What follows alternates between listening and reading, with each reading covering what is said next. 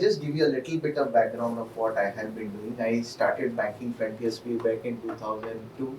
So it has been 2 decades now that we started this magazine, and it has been a great journey, very interesting, and trying to know all the financial services folks from different parts of the sector, and we have been having a wonderful time, not just knowing the technology but from the business aspect, because we started as a tech magazine first, then as a business magazine later. So we understood a lot of nuances of business and technology and things like that, and that helped us to take the business to the next level. So that is in short what it has been. From magazine we started getting into small discussions like this, very small roundtables like this, and then from there we started an awards function for the innovations called as Finovity and Technovity. Many of us have met during those days in 2012 onwards when we started. We have a huge program for banking, cooperative banks also. That is another big segment where we work. So this has been the journey. Now we have recently in February started our Canadian operations. So we are going to North America and trying to see how the world's largest market of technology can be accessed by the fintechs all over the world. So this is what the journey has been. Great, over to you. Thank you, Rahul. Good morning, everybody. I'm Amit Kothari. I'm the Group CTO at IndoStar Capital. We are primarily into lending for vehicles and for affordable housing finance. I've been associated with Babu for more than 10 years now. I've been a party to a lot of those award functions, have seen him shining so well. Happy to be here today and exchange thoughts with all of you today. Hi everyone, very good morning to all of you. It's so nice to see my finance partners, I would say, or colleagues around the industry. So my name is Kumud Upadhyay. I had the service vertical for Motilal Oswal. So Motilal Oswal is having 7 group businesses, including home finance, wealth, private wealth management, AMC. The largest businesses of broking and distribution, for which I had the entire group businesses, branch operations, and plus the innovation that is being taken care of in terms of AI implementation or RPAs or any other you can say. So yes, I'm here today to listen to all of you as to what new things are there in the market. Let's share it out. Vasudev Sharma, I am from Upstox. My title is VP of Platform Engineering at Upstox. I lead trade services, I lead trading, and I lead risk management infrastructure. Upstox is one of India's largest tech broker. We don't call ourselves a broker, we're a tech broker. We're very tech driven. We recently crossed 1 crore customers, and something we probably are one of the very high value platforms right now in the industry, something we really proud of. And I'm really, really happy and honored to be present of all of you. So nice to meet everyone. Thank you for having me. Excellent. Welcome both of you, Kumud and Vasudev. So Ashish. So I'm Ashish. I worked in ICICI Bank in consumer banking. Then I went into Axis Bank. I had designed the entire trade finance channel for Axis Bank, from the strategy, product, technology. It was a small unit. So I designed the entire trade finance. I worked on core banking, treasury products, and plus, besides that, I was also taking care of remittances in Axis Bank. Then I moved to IndoSIN. IndoSIN, I was heading the digital corporate banking division. There I managed cash management, open banking, lending, RPA, blockchain, and I don't know, I did many things there. And then it's fascinating to meet all of you. Meeting the best of the industry, that is now the only way I can learn. So thanks to all of you to come here. I'll try to take as much as I can and share whatever I have with you. So I'm Pratik, I'm part of the UI part team, and I primarily work on customer relationship for a few customers in the West region, right? So in Mumbai, including BFSI and non-BFSI customers, I work with them in helping them adapt to RPA and learn how they can improve their processes and address some of the challenges that they're facing in the current world, right? Using RPA. Hi, I'm Dhiren. I'm Dhiren Damani. I'm based out of Mumbai. Been with UFS for 3.5 years. Around 25 plus years in the industry. I've worked with various product companies like Microsoft, Oracle, SAP, Dell before into UiPath. And I handle the enterprise, one of the enterprise segments called Enterprise Invest within UiPath with a team of 5 people here. And of course, we are really happy to see you all here. I'm sure we'll have good exchange of notes in terms of what is happening around and how is UiPath going to add value in terms of whatever you are exploring for in the future. Thanks. So great. Let's get into some interesting aspects. So automation is common. It is a no-brainer today. Everyone is doing some level of automation, and there is no wow factor. Hey, I have done automation. But on one side, organizations are looking at outputs. The other side, they are looking at outcomes. Today, when we are talking about automating any processes or streamlining our processes, etc., one thing is it is eliminating inefficiency. Okay. The other aspect is that elimination of inefficiency only fast tracking your processes, or is it really, helping you achieve faster outcomes? Okay. How are we actually, as organizations, trying to calculate our ROIs by removing these inefficiencies, fast tracking these processes, and getting in the outcomes? Any interesting examples? If any of you, all of you, can probably share something, we can just take a advantage of it to understand how to calculate the ROIs. So I'll take the lead here. So I think automation to us is about 4 to 5 year old journey. When we started automating, it started off with saying, how can you mostly replace a human activity and let the machine do it? And it was technically only about repetitive mundane tasks which you want to run at odd hours. That's basically where the whole thing started. And then gradually started moving on to other aspects. And then you are now starting to think about how you can make some of those tasks possible, which are a limitation of a human mind, a human brain, or a manpower, or a combination of manpower put together. So that's basically, in a nutshell, the journey from where we started to where we are today. The other aspect of automation, the way I see, is, as Babu rightly mentioned, output to outcome. We started with trying to find out how I can get the same output that I'm generating today with my manpower. Can I get the same thing using a tool or a machine? And we started with that. And now is the time when we started realizing, but is there really merit in doing what we're doing using machine? Just because I've replaced with a fancy name, am I saving my cost? Am I improving my efficiencies? Am I doing it in any better way? So there are a lot of parameters that you need to look at. So when I start looking at outcomes are not only about achieving my goals. There's a multi-dimensional matrix that I would look at. I would look at the TAT. I would look at cost savings. I would look at efficiencies. I would look at error reductions. I would look at repetitiveness. I would look at how I can output of a particular activity can be fed as an input to another activity and subsequently take it forward. So how would an RPA move to a hyper progressive automation, if I would, where it's not just about robotic automation, which is just a task in itself, but you make a task smarter. An outcome of a task decides the next step and then executes that. So a bunch of RPAs which are linked to each other. So my matrix would go all around. Cost would definitely be one. Timelines would be definitely one. Reduction of errors would definitely be one. How I would actually look at servicing my end customer, and my customer could be internal customers, it could be my external customers, the stakeholders could be anybody, it could be the regulatory body.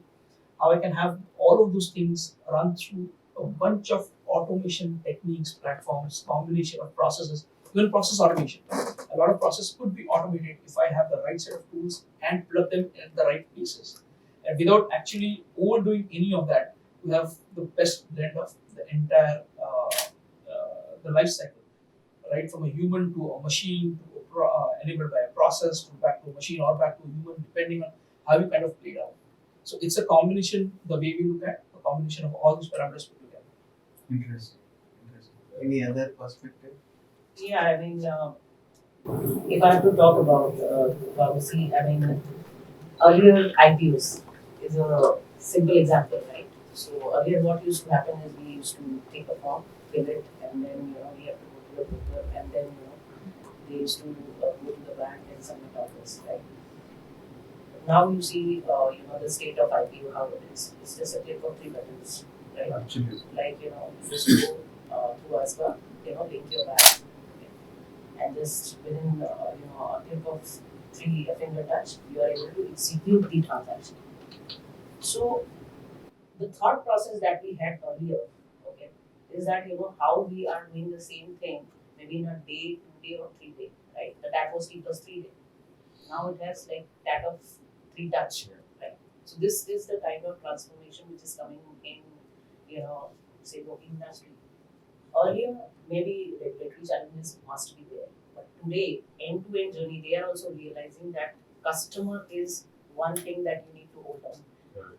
And having such, if I talk about, everybody stranded at home last, before 2 years, still trading was on, right? People were trading. In fact, tier 2, tier 3 cities have done the highest amount of trading that, sitting at their hometown. So if the account opening journey, okay, onboarding journey wouldn't have been seamless, do we think it would have been possible? So पहले क्या होता था कि everybody was like paper, fill the paper, wherever it was paper. So the journey of digital definitely was because of pandemic also. We are thinking 10 years ahead. What, we were like, not even 20 years ahead. Yeah, must have. Yeah. So it's a need basically. And today, I would say, as we talk about outcomes, right?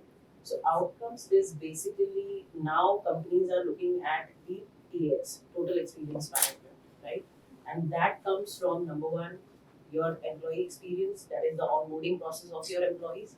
Number two, obviously onboarding and then the cultural transformation and all those stuff. Second is your brand plus marketing, right? Those team also needs to work in synergy. And third is the customer experience team, right? So all these 3 teams, right now the framework of the company is like, bring everybody on the table, have an agile methodology through which the projects can be delivered faster and through a sprint. So it cannot be a long project like 1 year ERP project which we were running earlier. Now people want like, faster deliveries. Right. Because that's a need, right? And managing such huge database, tech changing every time. I mean, I still remember we came in 2017 with a bot, right? Which we came with. Now what is replaced by conversational AI, by humanoids and all those stuff. So things are changing, but at the same time, what we need to understand is yes, you can gain a total experience, only by aligning all the teams, okay, and then upon that technology. And technology may be agile framework होना चाहिए so that projects can be delivered faster.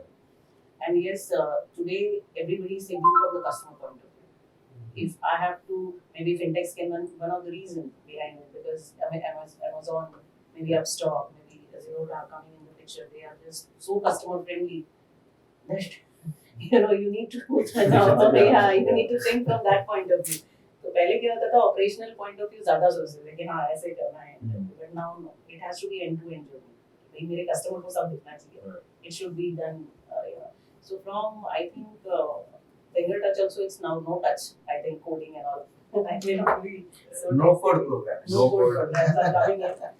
So, but along with this, I think, as I said, technical feasibility to have, but technical that strategy implementation, your people will do. So people also need to be taken care of.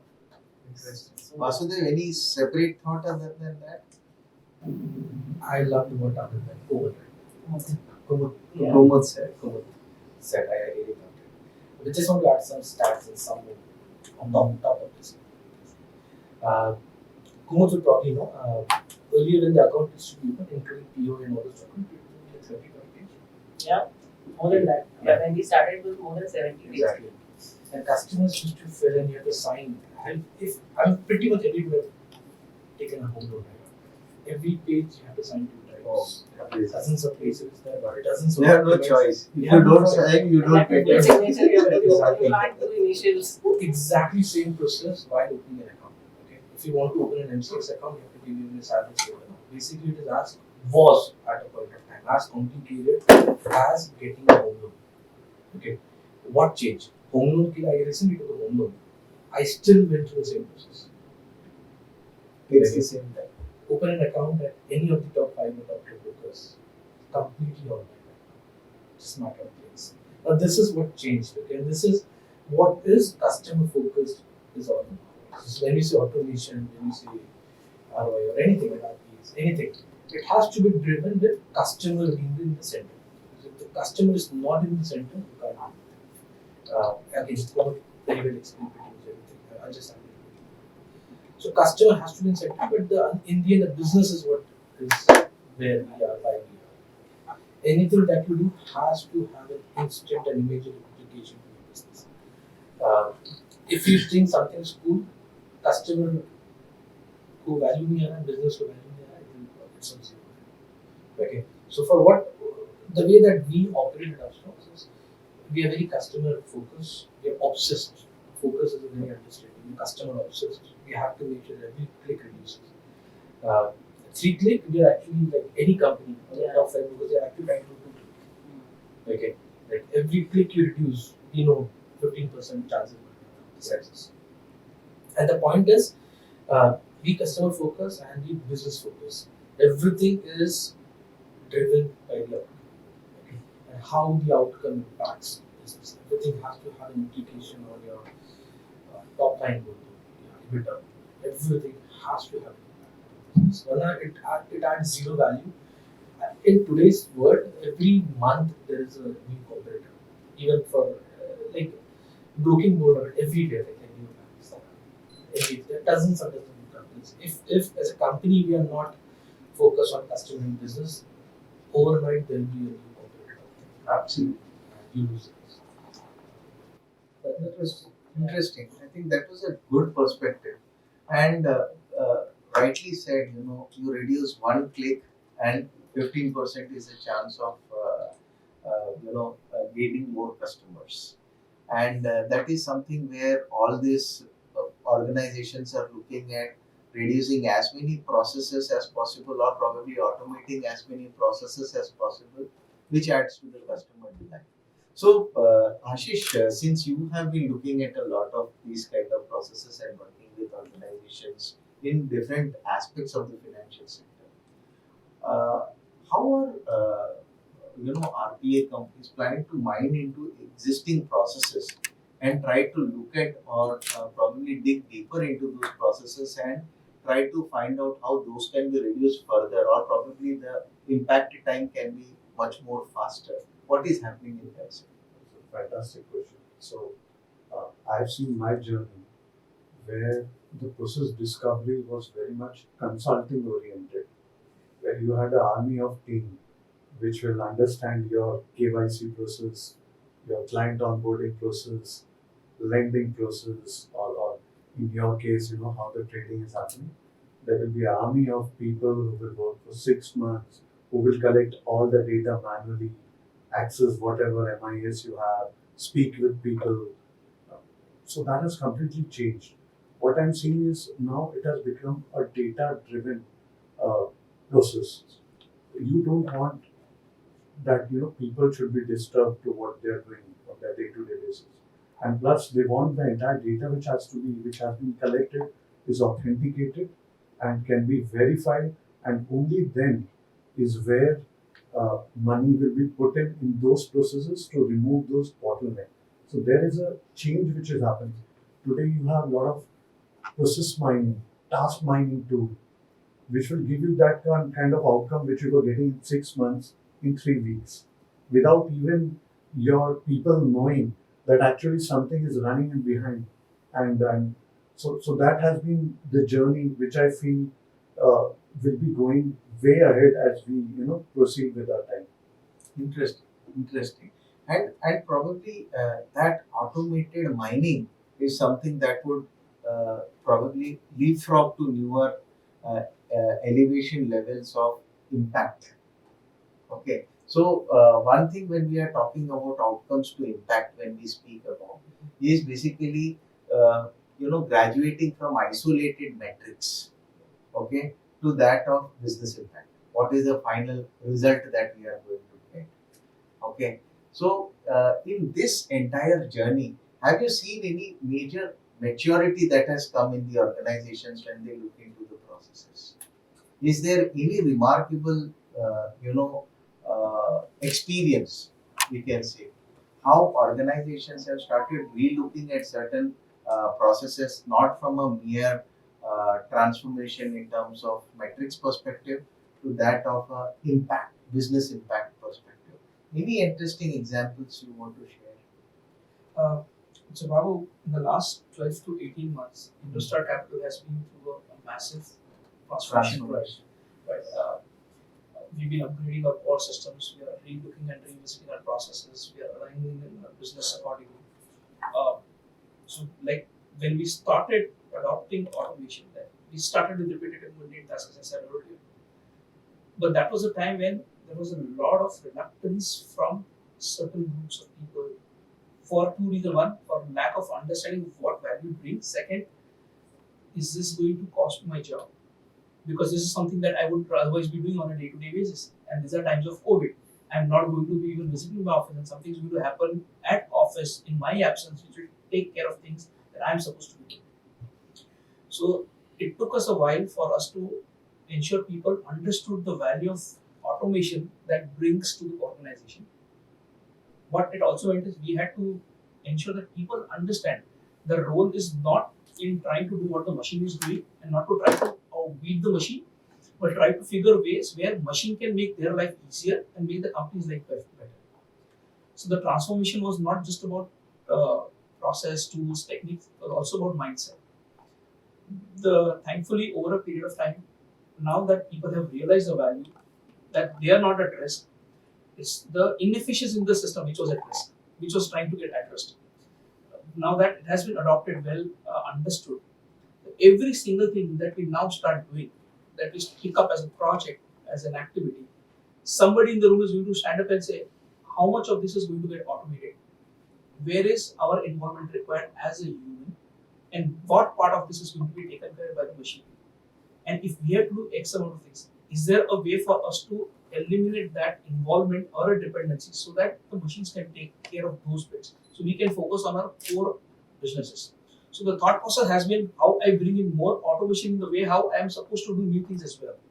So it starts from the fact where the techniques are new, the processes are now being revisited, or new processes which are now being introduced are with a view where a machine will be there as a part of the process. It has become an intrinsic part of how we are going to conduct new businesses. Interesting. That's the biggest change that you see that has been happening at least with us for the last 15 months. And at Upstox, I think you have been into a very different transformation journey altogether. I think you are born automated. You're transforming not interview, you're transforming customer perception also. So we are actually not a startup.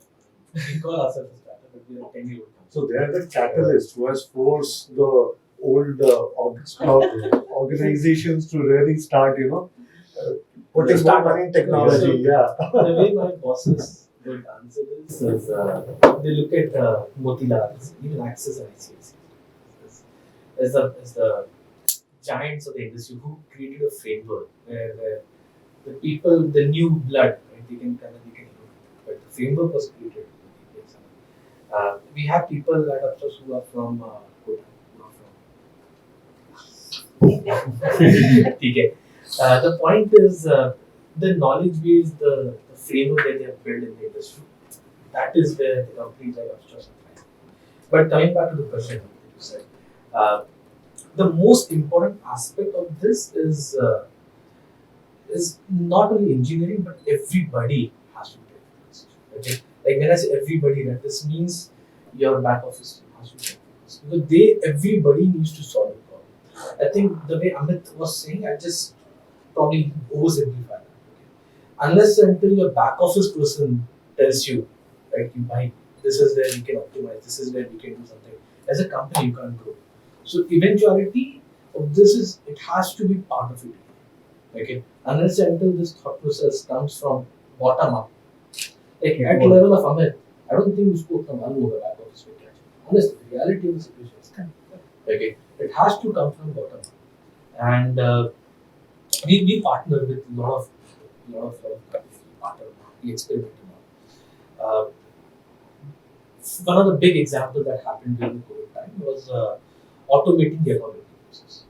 Uh, as I told, like 30, 40 pages, 60 pages, in some cases, like again, brokers have their own bunch of agreements, and these are full-fledged agreements with notary, franking, and everything in place. Okay, like this is literally a home loan kind of thing.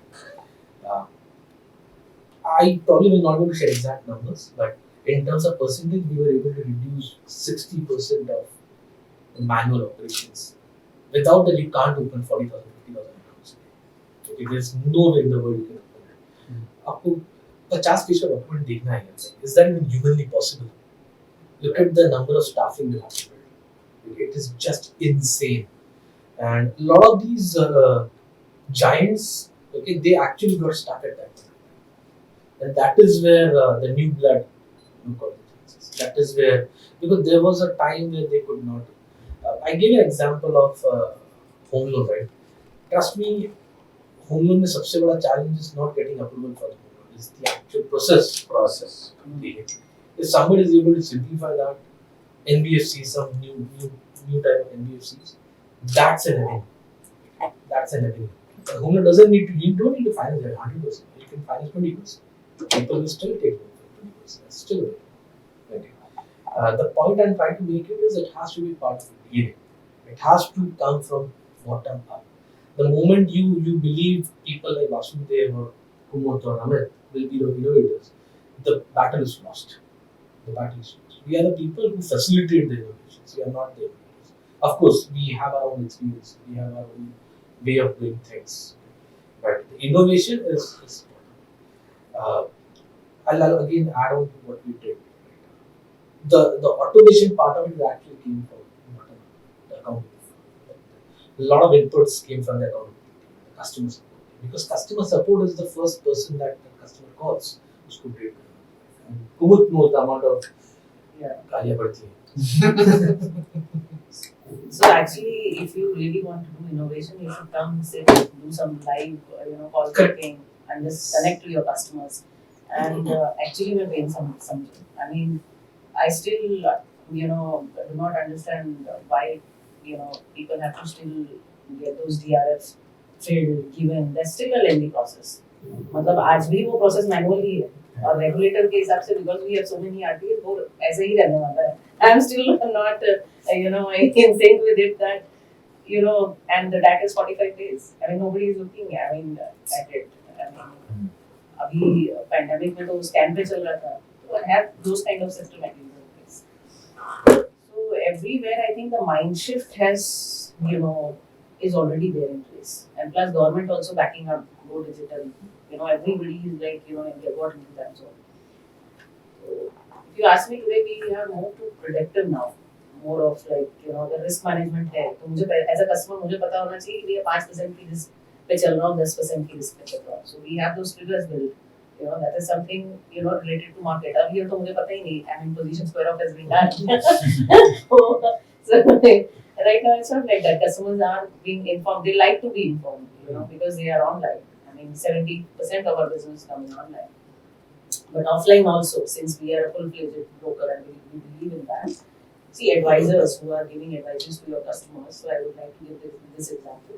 Earlier, क्या होता था कि he had his set customers mapped to him and they were giving services to the customer call करके said whatever call is there. But now it's not like that. They are not calling all the customers. They are calling only the beneficiary customers who are actually needs to be called. Right? Because basis the behavior of the data, client profile, So today, the facilitators, as he said, the tech team is able to give the data in front of them in terms of if you have 100 customers, just focus on this 10, right? He'll give you more revenue, and that is impacting the business. And with less, kind of work, you're generating more revenues. Instead, earlier you used to call all, 50 customers to understand who's working in your business. So this is one of the, things that has changed completely. Even from customer experience point of view, we ran a project where we told people you go, you sit at your home, try, checking the app. You go on the station and try checking the app. You go to the basement and try checking the app. So these are realities of the world, which we will not come to know sitting in the boardroom. And where we understood, now we have a dashboard where we know customer is getting stuck and there is a proactive servicing. Rather than reactive, he's calling me, I am getting him back. And first you tried doing a password reset, what happened, what wrong went, you know. So live tracking में ना हमें पता चलता है कि customer की problems क्या है, and for us also to bring in some new system, that dashboard is helping them out. So just kind of few examples. Interesting, very interesting. Interesting. See, this is the practical example. You be there, experience it, and then you try to create a system around it. That is the most important aspect, which probably is the sure shot success there. And when you design these processes, ultimately, everything is good at the front office. The front office is the place where the face of the organization is seen, and the back office is where the dirty work happens at the end of the day. Okay, so all the wires are hanging there. So how do you, when you begin your processing automation process, how do you go about it? How do you do the assessment of bringing a better front office for the organization by taking into consideration the back office? Yeah. See, the way we design is we spend a lot of time on the shop floor. So I've been into a number of banks. So our assignment would be one day I would be facing the top leaders like you people, but 70% of my time will actually go on the shop floor, where I will be shadowing the resources and asking them what you are doing, what are you now doing, trying to identify what they are doing, make a complete flow, understand what re-engineering can be done, convincing the back office team, and then going to the front office mentioning that we require a re-engineering, or the automation or the output which you are expecting will not give you the right kind of results. So you have to convince everybody, and then is when exactly you will start getting the right kind of results. And RBI has gone a long way now. The market has matured. RPA is something which is taken for granted from last 5 years. Now people have moved to AI, ML based, move from back office to front office. You use process mining, you use task mining, you use a lot of open source algorithm, you develop your own algorithm, host it. So now things are very much moving to that direction. Interesting. And so obviously, when these kind of things are happening, one thing is, of course, you also look at not only just existing systems, but discovering the what you call as the spots within the existing processes where you can do a lot more automation or a lot more transformation within that existing process. Something that I asked Ashish some time back. So it is more transformation from a simple transformation of a process to that of a cognitive process, where it becomes an intelligent bot or things like that. From your existing systems, and many of you have done different levels of automations. I think it is like asking a bank, have you done core banking? Everyone has core banking. So everyone has automated the processes today. What is the wish list that you can think of that an automation should do in the near future, which can actually leapfrog the outcomes rapidly? Any interesting insights? I think customers, like helping customers. When I say helping customers, this literally boils down to what Kumud is doing. CS part. That's the big area. It's very expensive area. CS itself. And especially for the systems, again the banking falls in that category. I still see my mom calling her bank, very legacy, very big bank, everybody said. And I still see her trying to get some answer, visiting the branches, and that is where a huge opportunity is. The whole CS part of it. I mean, there are a lot of new things happening. There will be the work things, a bunch of things happening over there. But that area holistically has to reach to a point where it is mature. It's not. There's a lot of maturity still. For example, if you're creating a let's say a chatbot. It will work maybe 80% of time with 6 months of effort of training. Okay. The amount of cost, money you pay, it may pay you off in like after once it goes live, after 4 5 months. It is not something that will be profitable. That whole area itself requires a lot more attention. The specialized people who understand these things. There are people out there who are trying to solve this problem, but I feel a lot more needs to happen. So my idea was basically to first put a little bit of accelerator on what is the wish list now. Okay, we have all gone for automation. You have done a lot of automation. You are probably born automated. You have done a lot of automation and created a big whole new world. You are now transforming your entire legacy into a new world altogether with your this thing.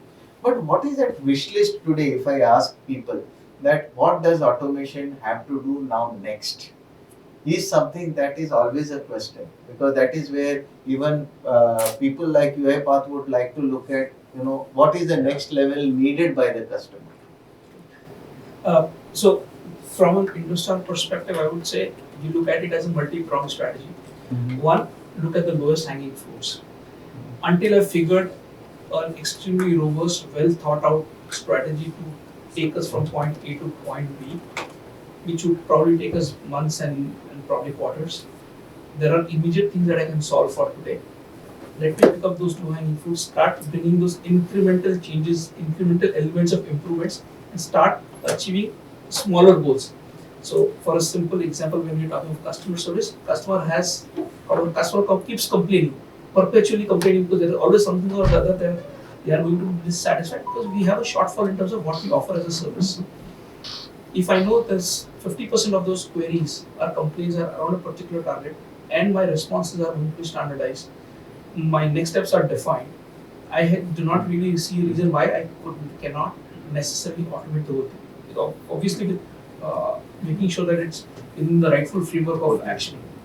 Similarly, if I talk about from a lending perspective, if I know that my EMI cycle dates, repayment dates for customers are on, let's say 3 specific days in a month, 2 days prior to that, I'm going to be starting making reminder calls. I know which is the customer who's most likely going to default because of his past behavior. A lot of that was to be done manually until now. We now have capabilities and systems in place, but we've figured, okay, let me get that report, let me look at them, and then start calling up. That is how we used to do it, let's say about 2 years back. Now the report is auto-generated. We take that report, massage it, push it into another system because of integration techniques or lack of one, and then the calling happens. Look at the dump again. How many customers did not receive a phone call? Okay, now let me funnel it out again and probably try it out at another time. Now this is how I would have done it at least, let's say, 6 months back. What do we do today? The same Excel dump has now been converted to an OPA call, which goes into as a mainstream into the system. Calls happen. Calls which were not attended, for a very simple example, would now be automatically scheduled for another round with some other element of intelligence built in, and the second try would be made, and then a third try. And after that, probably another activity or trigger would happen for us to take action of after 3 unlucky tries or unsuccessful tries of reaching the customer. What do we now want to do? Which is currently a manual process. At some point, that will also move into automation. So this is the way how we've gradually moved. So these are our low-hanging fruits. But some of these, I may not be able to foresee or think through today of how I would want the system to behave, let's say 2 years from now. As I start solving incremental bits of my puzzle, I start realizing maybe I can do slightly better, slightly larger piece. And maybe this entire process could be done in a very, very different way by having a straight-through integration right from a source system to a B source system to a C call to action system, and subsequently fade it back into my core system for necessary next set of actioning to happen. Interesting. So that's probably how you kind of take it. Great. So Ashish, what is new coming into the bot space or RPA space in the near future? Yeah, see, we have seen a transition from back end to front end in the automation world. We have seen that customer service is one area. entire process, 70% of the process can really be automated. If somebody complains, the hyper automation platform has the capability to read it, to understand it, to do a sentiment analysis, to prioritize it, to act on it. And it can really do like a human. This has been done. There are a lot of multinational banks and Indian banks who are doing this. So that is one area. Second, so we feel that AI ML is going to be one pillar of the automation journey which is happening. Then citizen development is one big area which is coming. A lot of big consulting firms, they are saying, they are offering to their employees, you join, you will get a hyper automation bot once you join. So what that guy will do is, whatever work he's doing today, it is so easy to develop. It is so touch-free to do it that anybody can do it just by reading or maybe attending, 4 hours or 5 hours of session. So they are giving it to them when they're joining, and they can see what are the activities they're doing in a day. What can be automated? They themselves can do that automation. Put it in their ALM system. If there is another employee who also has the similar area, they can use that platform. So it is a reusable asset which you are creating. You are taking care that the mundane activity is going away, and really the people you have hired for are doing quality work. Wonderful. Interesting. In fact, earlier this week, I saw one. That was my first experience of metaverse in banking. Okay, where I really experienced how you get into a metaverse city of a bank, how do you do transactions, and how you have a hybrid model where the bots are also talking to you and the actual human being is also talking to you side by side.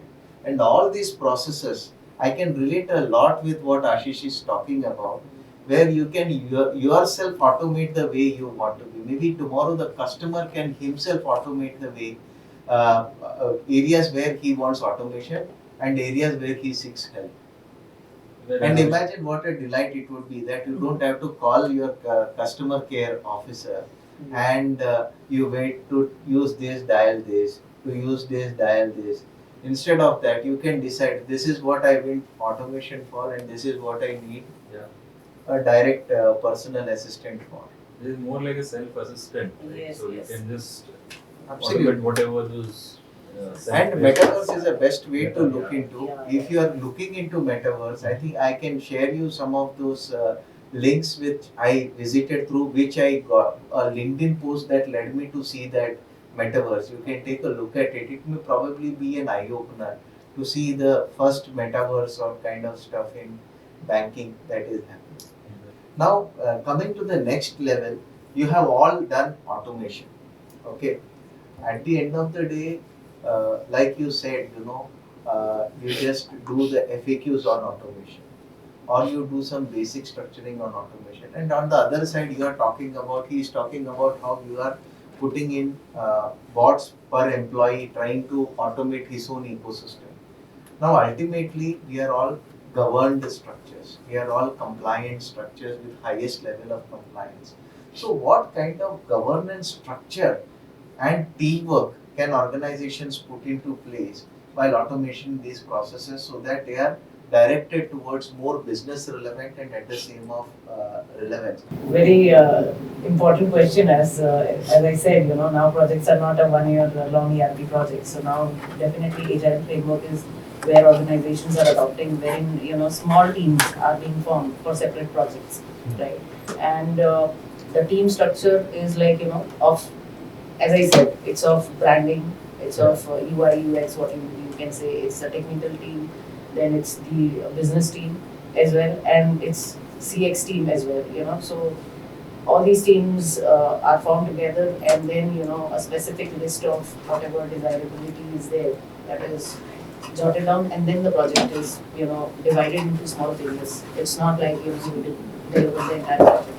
So I think where it used to be like, a huge boardroom kind of a meeting setup, 3 months used to take to just understand what is the issue. Right now people are like, adopting agile method where they go and check the reality and come with points and deliver the quick wins.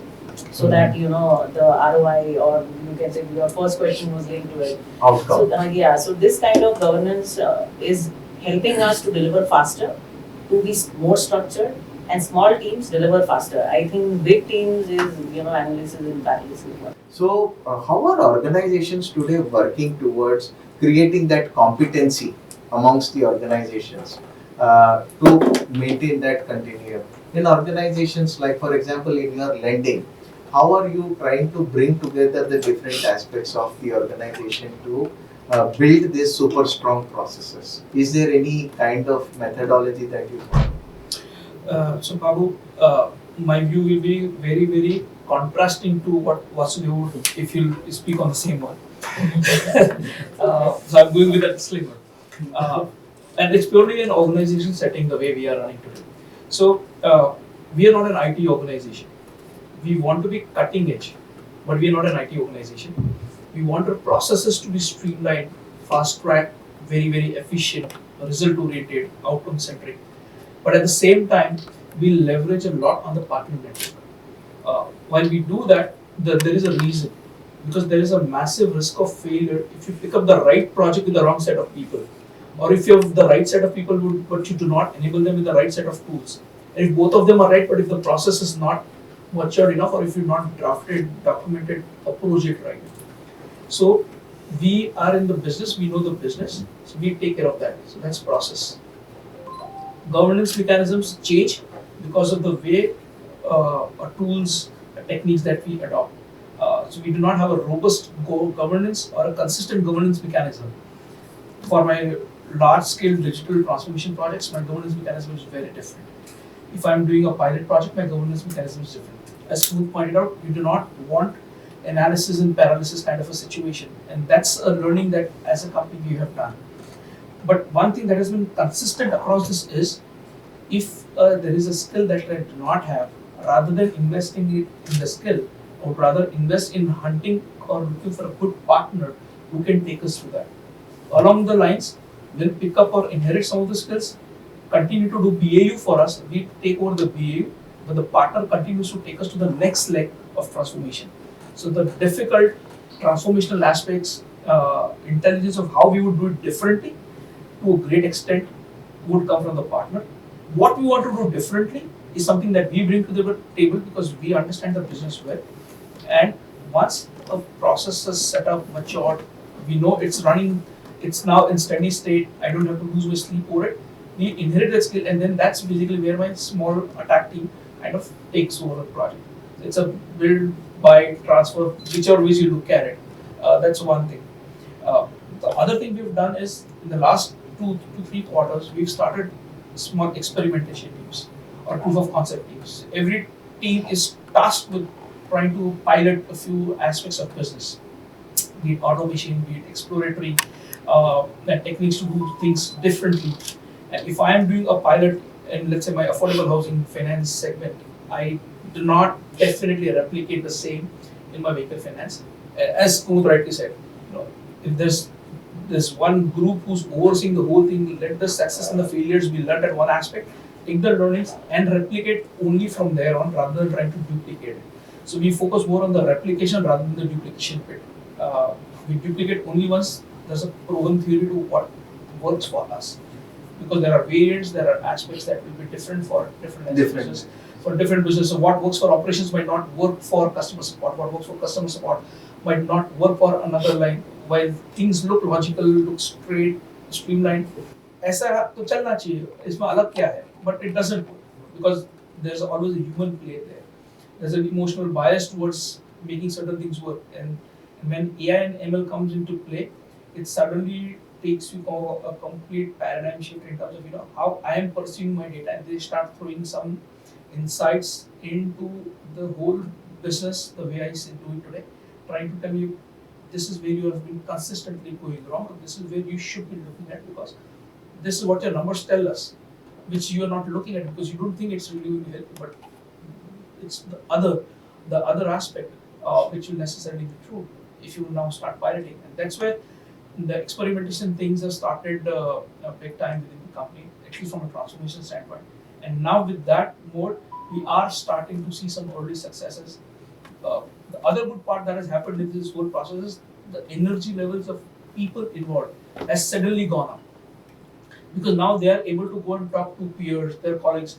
We are experimenting on a project X. We are piloting with a technology Y, or we are trying to partner with a vendor of type Z, trying to achieve certain goals.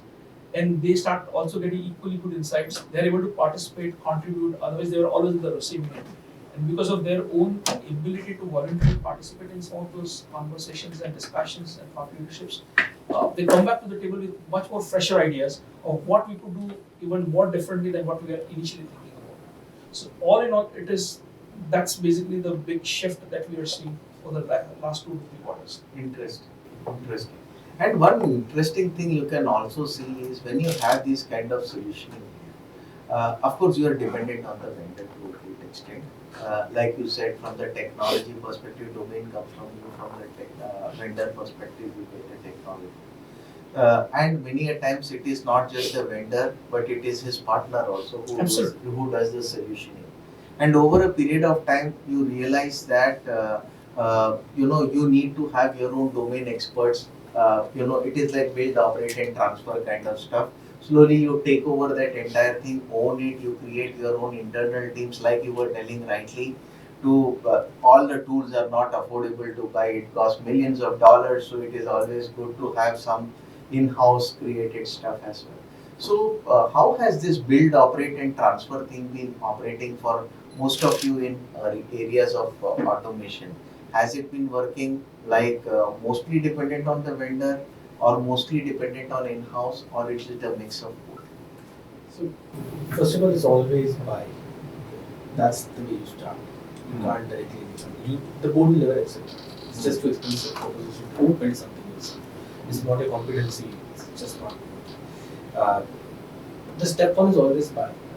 Negotiate, have an exit clause if you can't buy. Have a contract which is in your favor.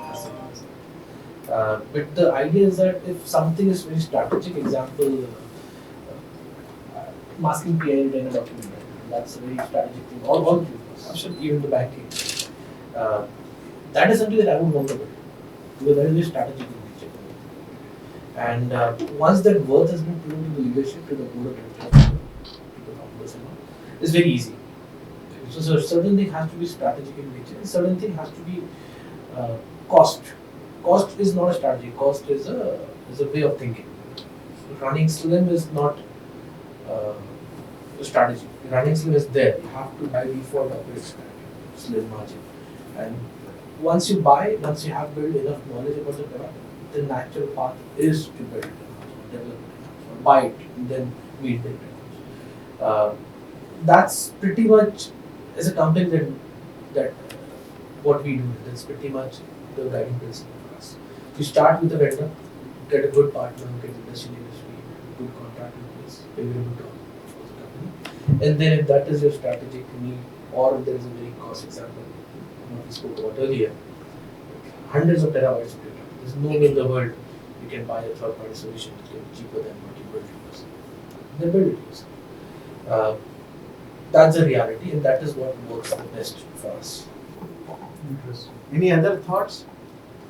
I think today most of the organizations are into hybrid model. They have a mix of both, right? Some they create, some where they don't have the expertise. Obviously, partners are doing it. But if you ask me, see, if my major focus is on the business, okay, I would love to have partners who are doing it with a lesser cost, obviously. But that is the future where I see, because everything you can't really build. Because building and then, having that kind of expertise itself, you're creating a small company where I'm not focusing on. Correct. My focus is my business. Absolutely. So I need to, as a strategy also, I need to be more focused on my business rather than, creating this kind of stuff internally. Or, then maintenance becomes a huge challenge, and, another 300 set of people you just build in. वो अपने में ही IT company हो जाती है फिर बोल के IT वाला so For me, it's like, better we concentrate on the business. Yes, currently it's a mix of both, but going forward for partners, there is a huge scope. I mean, huge market. That's what I would say. Interesting. Because technology is also changing. So for organizations, adapting to those, changes by themselves would not be possible. मतलब थोड़ा challenging होगा मेरे लिए. That is my. Just want to add. Yeah. A lot of companies, right? I mean, first of all, business focus is why you are in business. But this is also something that is driving a lot of companies to a tech company. So that has been a transformation of Upstox. We were a broking company. We actually transformed ourselves to a tech broker. If you remember, that's how I introduced myself. We're a tech broker. And eventually tech becomes part of you if you are in that direction. Right? So either you have a very clear vision that I just want to do broking, or for example, in that case. Just coming back to you, Ashish, like we have seen all this kind of discussions where Kumud has been talking about a hybrid model, Vasudev has been talking about a tech model. How have you been working with partners in this sector, especially in the financial services sector? How do you partner with them in terms of competencies? If you have to do a lot more process transformation sitting with the partner, how do you work? Is it your own teams which work or solution partners who work, or how do you handhold and then leave them at a juncture where they are self-sufficient? Yeah, see, we get all kind of financial firms. There are firms who tell us, you help us to do the discovery. There are some people who would come with their favored partners with whom they are quite comfortable with. So we help them, we facilitate that. So both ways are possible. The adoption is there at both the places. But what they have said is absolutely right. All three of you are right. If you see the maturity curve of the automation journey, it is exactly the way you all have mentioned. Amit mentioned you have to go with the low hanging fruits. He's right. You have to take the low hanging fruits. This will help educate your entire ecosystem that this is what is achievable. Once you have taken up that low hanging fruit, that is when you can either do it yourself. If your scale is very high, you can definitely do it yourself. If your scale is not high, you go with the hybrid model where you get a partner, set up your hiring team, get those people aligned with the partner for 6 months. Then, as you said, bot, you can break that up. Very complex processes can be given to a partner. Mid-level, low-level complexity can be done by your own in-house team. Okay, so all these models are the part of the entire life cycle. And then that is how it works. Low hanging fruit, you get to the hybrid model, then you get to a maturity model, you start aligning everybody, you get the governance model. In fact, whatever we have discussed is actually the step, the steps which has to be followed to really reach that maturity. You know, right, in your team, especially in Agile where you work, right, a single individual will have access to multiple different systems and all of those things. Now, tomorrow, in case of a role change or anything, to manage all of those accesses in a proper manner so that no unauthorized access is happening, you're able to verify and iterate and have logs of all of that, becomes a huge challenge, especially in places where every single thing has its own login and password and no SSO or proper endpoint protection. It becomes a huge challenge for a lot of organizations. You need to have a proper. And so these are the stories. I went to a very top 3 Indian banks I've seen. There was a team of 40 people. Their work was just to read the mail and categorize this issue belongs to which team. Now this has been done today. Now for 40 we have only 3 people today doing that activity, and all those 37 people are today doing a productive work. So when I make my reports, I never say that FT is saving. I say number of hours saved. And this is the benefit we are giving to you. The number of hours saved, you multiply it by your FTs, and that is what I highlight. I never get into a conversation where it's about FT saving. That's a very So what are the metrics that you generally tell companies? Okay, when you try to say that this is the kind of ROI that you get, Okay, what are the different matrices which you speak about? Yeah. See, we look at number of hours saved. What is the NPS we are achieving for you? What is the tax reduction which we are doing for you? Okay, what is the stickiness we are providing to you? What is the your employee satisfaction that we are providing? You know, uh, why should somebody doing a mundane activity, he will be very happy if that work is being removed from him. So we look at that aspect. We look for DIY journeys, like Amit said. We help them to get a DIY journeys, do it yourself journeys. Those are one of the parameters. Customer service is another area where we do not give a exaggerated claim. We say today one call is taking 5 minutes. Can we reduce it to 3 minutes? So 2 minutes is the first per cost time saving which we are providing to you. So those are the type of KRAs which we like to highlight and which we want the organization should really achieve. Interesting. Interesting. So if I may just take Ashish's point in a slightly different way, what we have been consciously trying to do over the last 1 quarter is we have now tried to put a scorecard only focused on automation, which will look at the matrix in 3 different ways. One is business centric, one is technical centric, and third is the software side, the human side of it. Because we did face that resistance and reluctance earlier on, because there was always somebody thinking of a risk of loss of a job, and sometimes it actually does. So every time there is a resignation at a particular level of a colleague, there is a question: does he have to be replaced or can it be automated? The moment the answer is yes, it can be automated, there is immediately a next resignation we know is on the way because somebody else is our threat. Right. So there is the software side which we are yet to figure how to get that metric in place. What's the benchmark? How do you evaluate? How to take care of those things. At some point we have to be ready to lose some of them. At some point we have to educate people to be able to adapt. At some point we know it is about a person's own securities or insecurities where they see a level playing field with the machine. But more importantly, the business matrix, as we said, is time saved, effort saved, etc. How does that translate into real business benefits? Which goes back to the first question we had. It's not about outputs, but it's about outcomes. If I am translating that into savings to the company, is that saving just because I automated it using a tool, or is it because my process was messed up? Had I fixed only the process and not even introduced a tool, I would have still got it. Correct. Absolutely. That's also an Process avenue to be improvement looked at. first. Right? You don't need a rifle to kill a rat at times. Exactly. Right? So we are now trying to get to that point of understanding: are we even looking at the right metrics? Are we even selling the right metrics to the organization to make the right decision? Similarly, on the technical side too, right? There are metrics which says I was able to do this job in like 4 hours. Now I can do it in 15 minutes. Obviously, because it was a human doing it, here it's a machine doing it. But does it really qualify for a metric to be evaluated because it's automation? Not necessarily. In the first place, we are doing it incorrectly.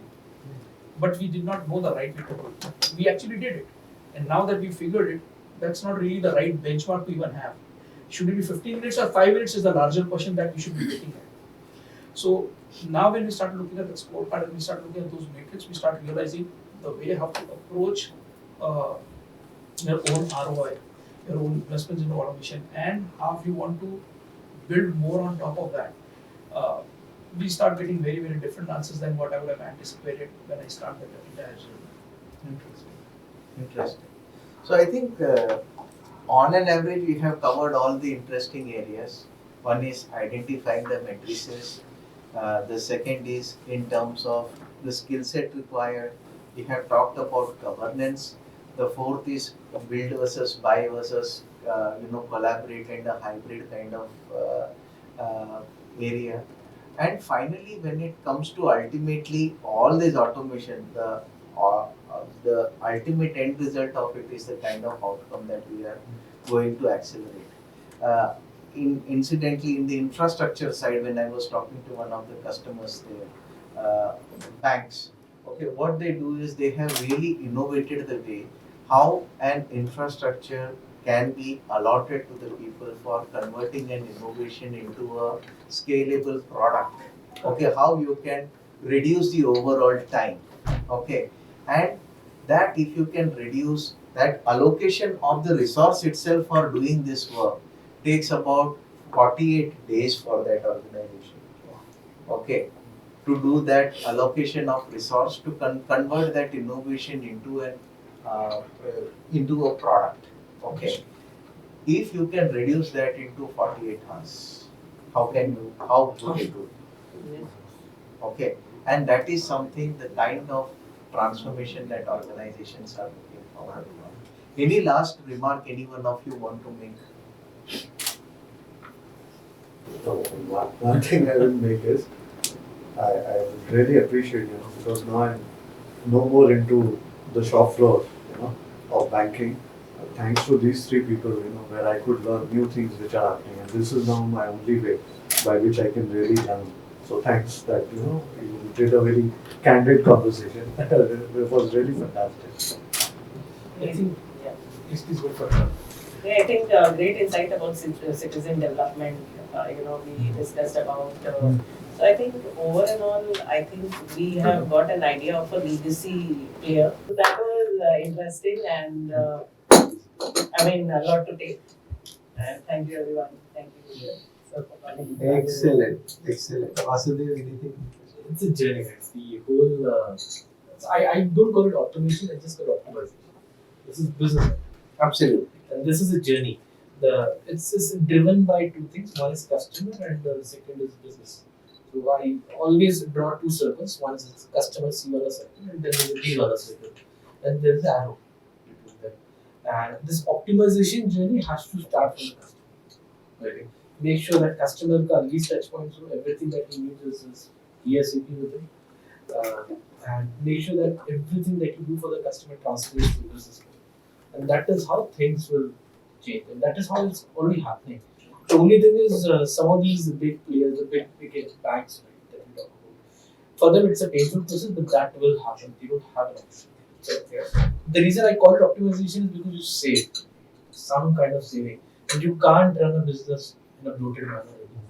It was एक ज़माना था where you could have run a business, being the only competitor in the market. You can't do that.